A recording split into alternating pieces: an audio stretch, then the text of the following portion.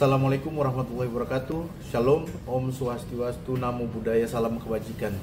Sebelumnya beta ingin memperkenalkan diri. Beta Faisal Sarif Hayoto, Ketua Komite Nasional Pemuda Indonesia Provinsi Maluku, yang hari ini ingin menyikapi terkait dengan dinamika politik yang ada di Provinsi Maluku pada khususnya.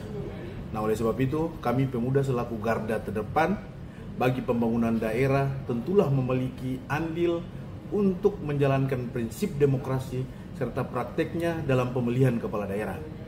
Komite Nasional Pemuda Indonesia atau biasa yang disingkat KNPI yang saya pimpin seyogyanya mengawal proses konstitusional 5 tahunan ini.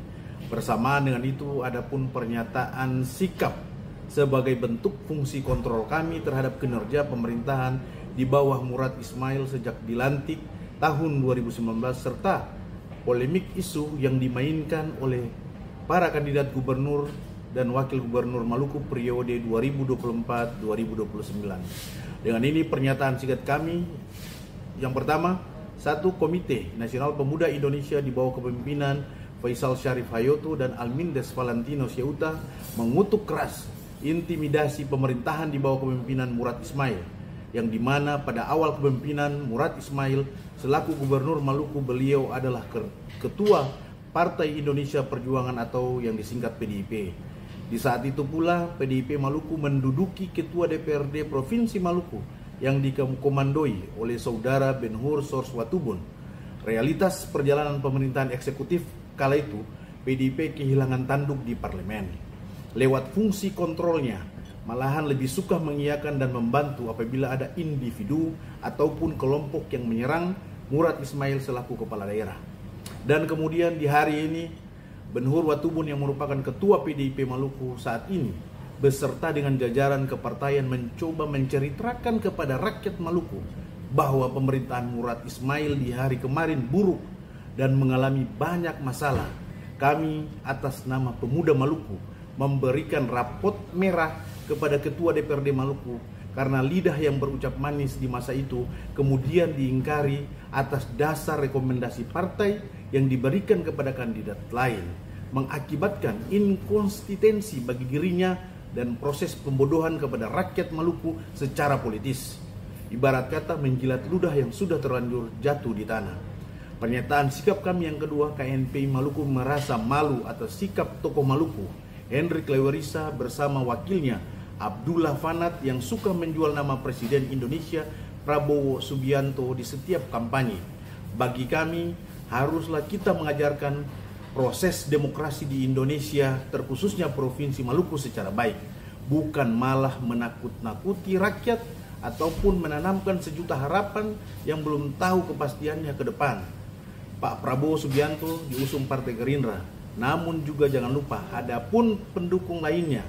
Dan di Pilkada Maluku kali ini partai pendukung pemenang Prabowo yakni PAN, Golkar, PBB, Gelora, PKB dan Demokrat dan lainnya itu juga memiliki dukungan kepada kandidat gubernur lainnya serta sudah memiliki menteri-menteri di kabinet untuk membantu kerja presiden.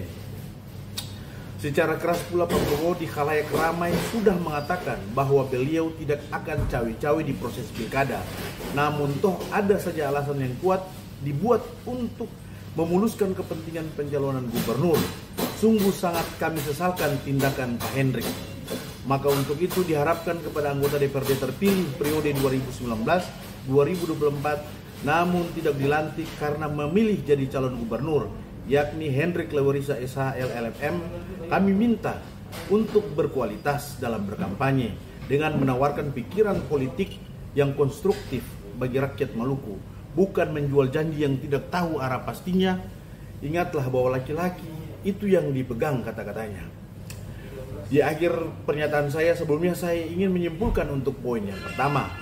Kalau memang pemerintahan di saat itu tidak baik-baik saja, kenapa Ketua DPRD Maluku tidak menggunakan haknya untuk memberikan instruksi saat itu?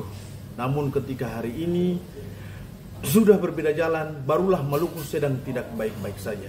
Katong orang Maluku bilang akan punama labila kabila. Yang harusnya kita bisa sikapi hal ini dengan baik dan bijak.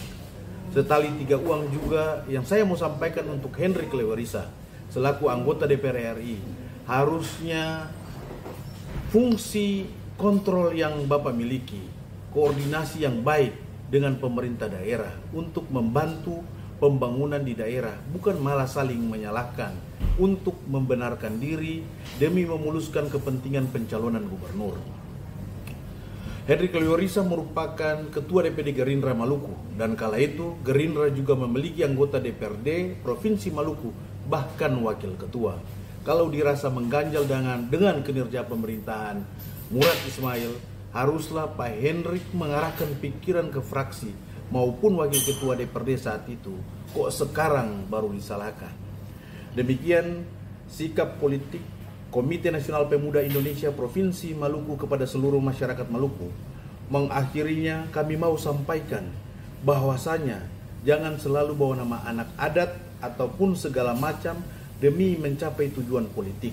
Kami yakin dan percaya setiap anak manusia yang hidup dan makan serta minum dari tanah Maluku, kemudian memiliki niat yang baik bagi Maluku dan manusia yang hidup di dalamnya, mereka juga Maluku.